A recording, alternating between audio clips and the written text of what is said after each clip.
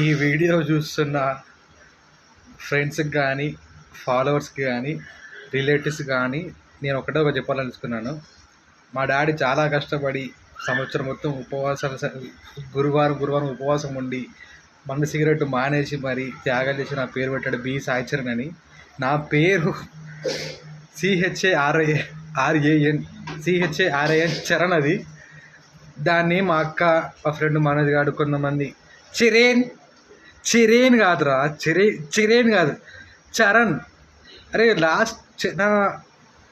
నా పేరులో లాస్ట్లో ఉండే అనాకి పైన నకరపొల్లు ఉంటుంది, అది ఎవ్వరికి ఉంటుంది, చాలా తక్కువ మందికి ఉంటుంది. అరే మంచి పేరు రా నాది. దయచేసి నా పేరు చరణ్ అని పలకండి. చిరేన్ ఎవరి పేరు రా అది? మా అక్క ఒకటి